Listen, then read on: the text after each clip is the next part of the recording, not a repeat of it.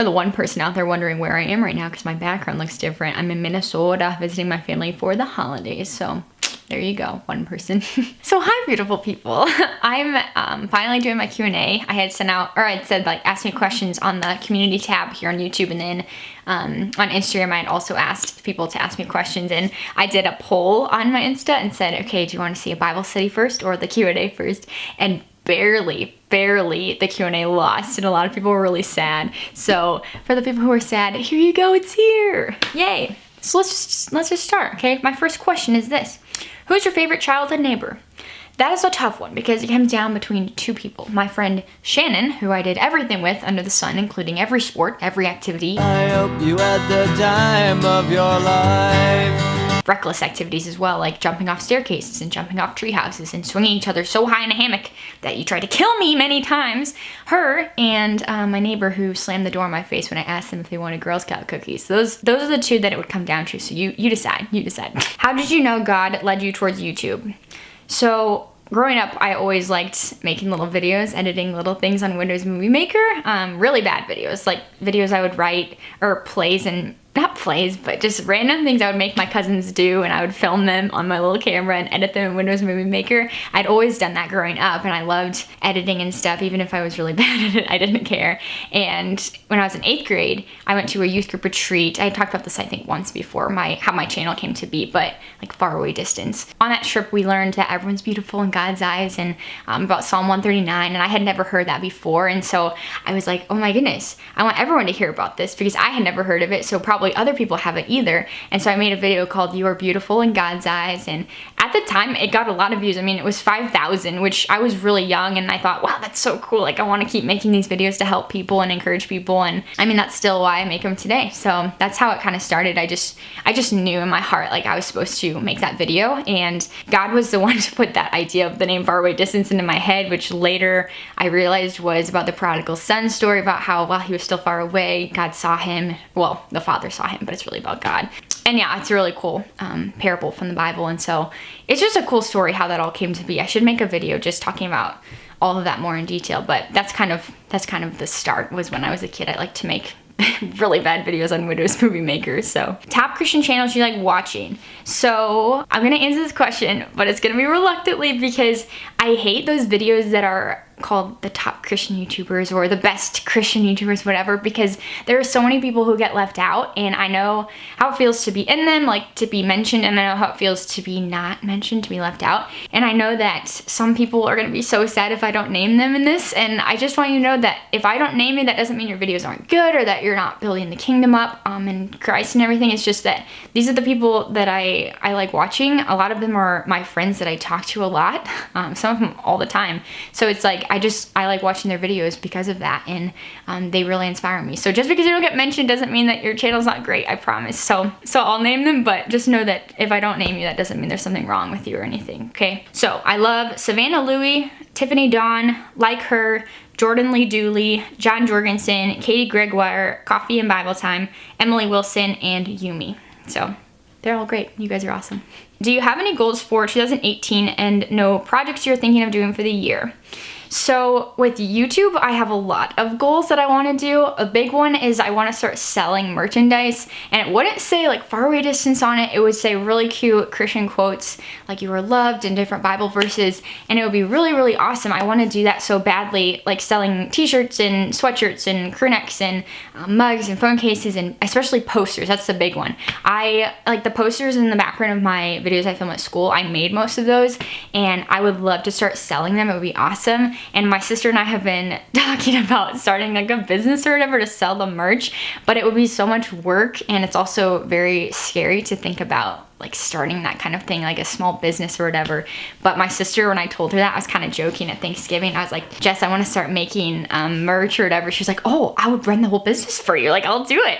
And I was like, oh my gosh, what? Like, definitely was joking, but we'll see. I think it could be really cool, and they wouldn't, like I said, say faraway distance. It would say really cute, like Christian-y stuff, and it would be good quality stuff that I would want and that other people I think would want to. So that's a goal, but we'll see. We'll see about that. What type of student are you, and what were your favorite classes in high school / college? So I'm an undergrad student at a Christian university. I'm studying elementary education there, so I can teach, I'll be certified to teach grades 1 through 6, and then I'm also getting a minor in special education to work with kids with special needs, kids with disabilities, etc. And so it's pretty broad who I can work with and what kind of students I can teach. So it's really exciting because I can apply for a lot of different positions, and we'll see where God wants me to go. So, oh, and then what my favorite classes are. In high school, it was just the classes with the fun teachers, right? It didn't even matter what subject it was. If it was a fun teacher, that's the class that I liked.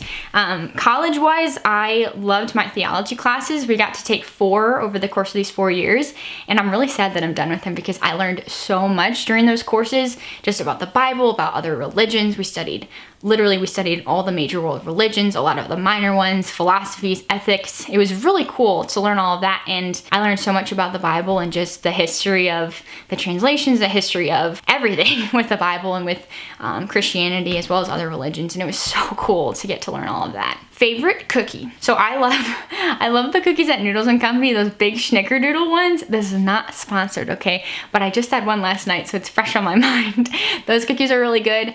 But in terms of the ones that I bake, I love peanut butter and then oatmeal butterscotch. They're really, really good. Most embarrassing moments. The one that I always go back to, and this was in the 4th grade, I believe, or maybe 3rd.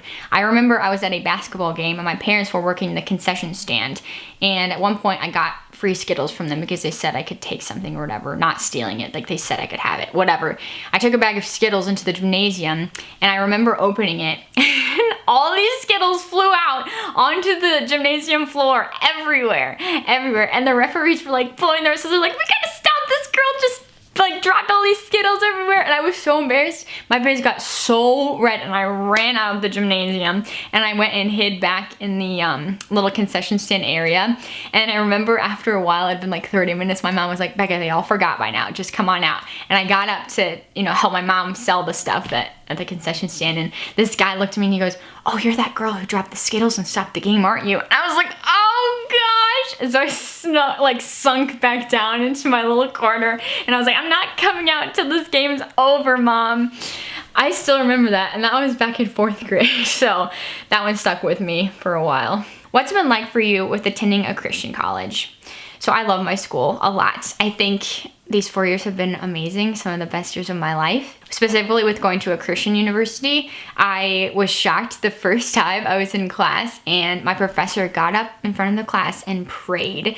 That was so crazy for me because I grew up always going to a public school and you could never pray like that. Your teachers could never do that. That would be so weird. And so when my teacher got up there, did a devotional, and then prayed, I looked around. I remember not closing my eyes and I just looked around like, holy cow, what is happening right now? But that's because we go to a school where it's okay to do that and where a lot of the people there are Christian. And so it was so cool that we could pray in class, and that, my RA's freshman year would pray with me and would ask me like, how's your spiritual walk going? We would have post-it notes in the bathroom where you could write prayer requests and all these things that I was so shocked that people would want to do that, would want to pray with me, would want to know like, how's my spiritual walk going? It was so cool to experience that. The other big thing I love about my school is that you don't have to go out to have fun. You don't have to party and everything, because a lot of other universities, that's for the most part what people do to have fun, and I don't have to do that to have fun. A lot of my friends here don't drink, and they can have fun watching a movie and going to the little events that my school puts on and stuff, and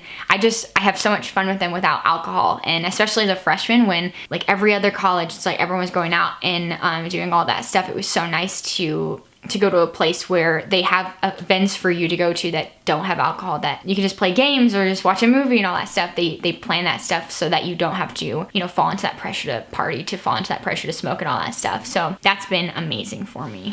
Any advice on godly courting / dating, your perspective, views, and opinion, please and thank you. You're super awesome, by the way. Love you. You're awesome too, and I love you too. I would say don't make the same mistakes that I did in high school. Like, for example, dating someone because you're lonely, or dating someone to make someone else jealous. Or just like, I went out with guys even though I had no intention of ever dating them or marrying them. Because from a Christian perspective, dating, the purpose of dating is for marriage. And plenty of times I went out with guys who I saw no future with, but I was lonely, and so I went out with them to have fun or to try to fill a void in my heart. And at the end of the day, I played games with some people because I liked talking, I liked texting them, I liked going out on dates, all that stuff, because it was fun. But at the end of the day, I had no intention of marrying them or dating them really. And some of these guys really, really liked me, and I feel bad looking back because I played with their heart and I didn't guard their heart the way that the Bible teaches us to do with other people and with our own heart. And so guard your own heart, guard their hearts. If someone's playing games with you, get out of that relationship, run, because you deserve someone who's gonna guard your heart and protect it and help you to grow closer to God, not bring you away from Him. And just for yourself, it's not even just what other people do to you, it's about yourself too. Be intentional, be honest, be seeking Christ. In like, if you want to get into a relationship with someone, they better be seeking Christ too and growing in Him too and wanting to uplift you in Christ. And you better be praying over that relationship and praying that if, you know, it's God's will that I date this person, then let it be done. But if it's just for fun, or if it's just because you're lonely or all that, like, don't waste your time, because I made those mistakes, and don't make the same mistakes that I did. You know, you can learn so much from other people's mistakes. And so I'm being perfectly honest with you and real with you that I made plenty. So please don't make the same ones that I did. Do you have any kind of church ministry, worship leader, media, etc.? Yeah, I sing on stage at my church, which is really fun. I get to like lead worship, and it's really fun to do that. So, do you even lift? Not even a little bit. Favorite worship song? So I came up with a list because I wanted to name some that, not the ones that are always just on K-Love or the Christian channels. I wanted to name some that you may have never heard of before. These are all on my Spotify, but anything by Upper Room I love, but especially Defender and You Satisfy. And then by Hillsong, I love Seasons and In Control. And then Life Point Worship, I love, I keep saying I love, Holy Spirit Come and Worthy is Our King. So those are all super good. Like I said, they're all on my Spotify. Are you introverted or extroverted, and how does that influence how you spend your time, interactions with friends, etc.? So I call myself a shy extrovert because I'm shy when you first meet me, but I get my energy from being around people. So once you get to know me, I talk a lot, but at first I could be really, really shy. Unless I'm super comfortable in a certain environment or I'm with my friends when I first meet people, I can be really shy. In terms of how I spend my time, I'm always with people, like almost all of the time with my apartment, always having people over, or just in the library. I do my homework there with my friends, and yeah, I love people. I spend a lot of time around people. So my question is, why are you so naturally beautiful on the outside? Share your secrets with me, girl. You're a girl who does not need makeup because you're adorbs. First of all, Darlisha, you are so nice to me, always so encouraging. But I want you to know that I do wear makeup. It's very natural though. I'm wearing some right now. I wear this BB cream as a foundation. It's not foundation, it's just like foundation. Very light, little, I don't even know how to describe makeup. I'm not good at makeup, but it's called BB cream. I wear that around my face. I wear concealer under my eyes, mascara, my eyelashes, and then this light powder over everything. It helps me with my acne. It dries out my skin a little bit to help with acne. So that's what I wear, and I think that a lot of people think that I don't wear it because of that. Like, people in my real life will say the same thing, and people on YouTube say that too a lot. And so it's just like, I do wear it, it's just very natural. So I want you to know that if you think I look perfect all the time, no, I don't. I definitely have acne, I definitely have bags under my eyes. It's just, I wear very natural makeup, so it kind of might look like I don't. So you're beautiful too, okay? What is your take on secular music? Do you listen to it or not? I've always been curious of what you think of that.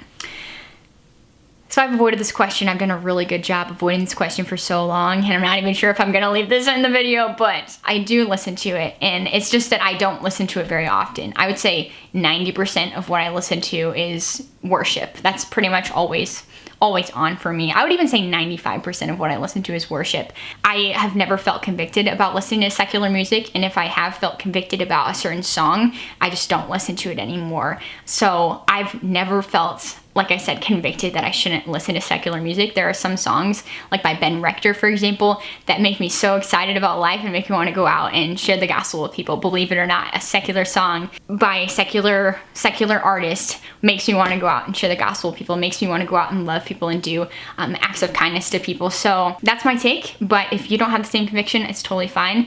Just for me, that's what I've kind of figured out with me and God. So Well, I think that is all the ones that I was planning on doing, just for the sake of time. But thank you so much for everyone who asked. You guys are all awesome, and I appreciate you so much. And for the people who voted Q&A on the Instagram poll, and you were so sad and so mad that I chose the other one. Thank you for your patience. You're awesome too, okay? Thank you for watching. Have a great day, and know that you are so loved and so beautiful.